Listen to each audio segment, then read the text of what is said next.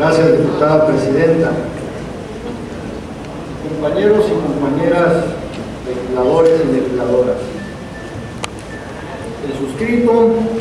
con fundamento en los artículos 42, fracción décima, 215 y 217 de la Ley Orgánica del Congreso del Estado, así como el artículo 70 de la Constitución Política del Estado de Sinaloa y demás relativos y aplicables de la Ley del Congreso del Estado de Sinaloa, someto a consideración de esta soberanía la presente proposición conjunto de acuerdo de urgente y obvia resolución con base en las siguientes consideraciones. Durante los últimos años, el debate sobre la transparencia gubernamental y la rendición de cuentas se ha multiplicado en México, en Sinaloa y en el resto del mundo. Permítame, diputado, quisiera pedir al área técnica verificaran el sonido del micrófono desde el cual usted está interviniendo, si fueran tan amables. Adelante, diputado. Gracias, diputada presidenta. En nuestro país, actualmente el debate de la rendición de cuentas y la transparencia en el manejo de los recursos públicos ocupa cada vez mayor atención, sobre todo en el ámbito de los gobiernos estatal y municipal. La rendición de cuentas significa, cito, la obligación de todos los servidores públicos de dar cuentas, explicar y justificar sus actos al pueblo, que es el último depositario de la soberanía en una democracia. La facultad de los congresos locales de convocar a los encargados del despacho a que informen bajo protesta de decir verdad sobre uno o determinados tópicos o iniciativas de ley, y en el caso de Sinaloa, esta queda consagrada en el segundo párrafo del artículo 70 constitucional, es decir, cuando se discute una ley, cuando se discute un negocio concerniente a sus respectivos ramos o actividades, o para que respondan a interpelaciones o preguntas en general. En este contexto, con motivo de las declaraciones del señor gobernador, titular del Poder Ejecutivo del Estado de Sinaloa, Mario López Valdés, de las que dan cuenta los medios de información en un asunto que no es menor, y sí, claro que sí, es de la mayor trascendencia, al revelar que hay 71.300 burócratas en 7 nóminas y transcribo y leo lo que dice la nota, entrecomillado, revisará 20.000 que podrían no ser necesarios,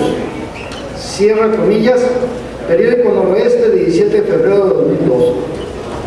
Hay más publicaciones en los días subsiguientes, pero además en esta publicación también, cito, abre comillas, dice el gobernador,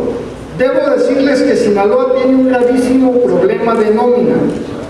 Me encuentro con 7 nóminas. Tengo 71.300 empleados que no sé si trabajan, pero sí cobran. Termina la cita. Se anexa copia también de esta publicación como parte integrante de este documento, para mayor ilustración de todos los que hayan accedido a él. Y a mayor abundamiento, y ciertamente considerando que es un asunto muy grave el que este Congreso no atienda de manera oportuna y específica una declaración de este tipo, este tema que de mutuo propio nos hace del conocimiento del Ejecutivo a través de los medios de comunicación, lo pone en la agenda de debate, al cual se le puede adjudicar otra consecuencia además de la corrupción que existiría por el evento mismo, y que en palabras del gobernador es, cito, abro comillas, quiere decir que traigo como 20.000 burócratas de más y eso a lo mejor no me está permitiendo hacer obras. Termino la cita. Es decir, el gobernador acusa a esta posibilidad no nada más de despido, y habría que ver si se están respetando los derechos laborales, si está conforme a la ley de presupuesto, contabilidad y gasto público,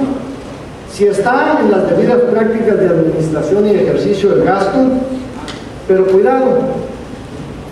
el rubro de servicios personales está debidamente autorizado y no tiene nada que ver con el rubro de inversión pública. Sin embargo, el gobernador plantea en su declaración que inclusive probablemente a ello se deba que no tiene dinero para la inversión. Por el otro lado, entonces, ¿cómo infiere el gobernador una situación de este tipo si trae una autorización de endeudamiento por más de 2.600 millones de pesos? Si trae una discrecionalidad en el gasto de recursos propios de cerca de 13,000 millones. Y bueno, el discurso se sigue centrando cuando escuchamos a sus colaboradores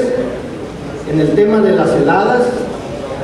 no necesariamente de gaseosas o las cervezas, sino la onda gélida que azotó a Sinaloa. Y es así que adicionalmente lo que tenemos es que las proyecciones de recaudación quedaron por abajo de lo estimado, de ahí que las finanzas públicas del gobierno del Estado tengan recursos suficientes, tanto en el rubro de servicios personales como en el de inversión productiva. Es así que también se contradice con declaraciones del mismo gobernador de un recorte en los ingresos de diversos funcionarios de hasta un 20% para pagar un incremento, igual que por las declaraciones no está sustentado en el presupuesto de egresos para el presente ejercicio fiscal,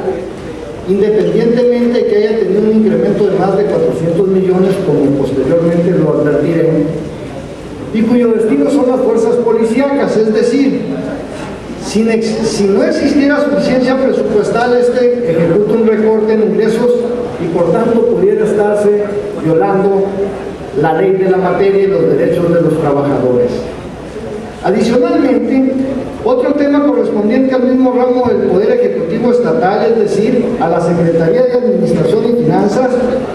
es el de la denuncia que presenta y se publica en el Diario de los Mochis, sustentada en documentación emitida por diversos funcionarios del Poder Ejecutivo Estatal y que se refiere a distintas violaciones a diversas disposiciones que contemplan las leyes de gasto y de adquisiciones, por lo que se vuelve imprescindible saber los criterios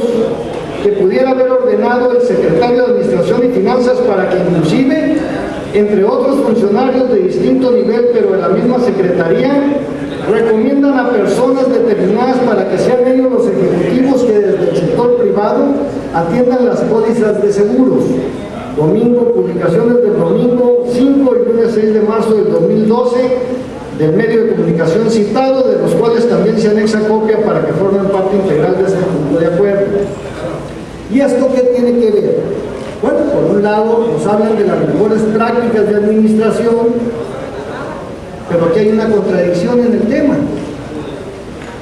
Si fueran las mejores prácticas de administración, pues no estuvieran haciendo esos anuncios que se contradicen entre sí o que pudieran estar infiriendo la recomendación indebida de particulares. Finalmente, requerimos que el secretario de Administración y Finanzas informe a este Congreso el por qué está reteniendo lo ajeno, que también tiene que ver con los derechos laborales de los trabajadores, en forma indebida en lo que se refiere a los dineros en pecuniario que corresponden única y exclusivamente a personas que fueron despedidas y que tienen en sus cuentas individuales de ahorro para el retiro. Máxime, si por otra parte, esta misma información se valida con información expedida por el mismo Poder Ejecutivo, en el que se confirma de más de 240 millones de pesos en esta situación anómala. Es decir, cuando uno está laborando, hace depósitos en la cuenta individual, que es dinero de uno, pero ya me despidieron. Más allá de ver si están despidiendo conforme a la ley, ese dinero me lo tienen que entregar y no se les ha entregado en más de un año. No omitimos destacar que los funcionarios del gobierno de Mario López Valdés y él mismo no han dicho en lo absoluto que para el presente ejercicio fiscal solicitaron un incremento de más de 400 millones, como les comentaba anteriormente, rebasa más de 700, en el punto de acuerdo se señala la cantidad correcta, y este Congreso se los autorizó a pesar de existir un documento de la Auditoría Superior del Estado que confirmaba diversas omisiones en la propuesta económica que nos presentó el Ejecutivo. Estos dos últimos documentos obran en poder, el primero de ellos en la Unidad de Transparencia del Ejecutivo Estatal y el segundo de ellos en los archivos de este Congreso del Estado. Huelga destacar que si esto no fuera suficiente, se destaca el despido de trabajadores de la Secretaría de Desarrollo Urbano y Obras Públicas que desde hace aproximadamente 10 días han estado haciendo presencia en este Congreso por el indebido despido a que han sido sujetos. El documento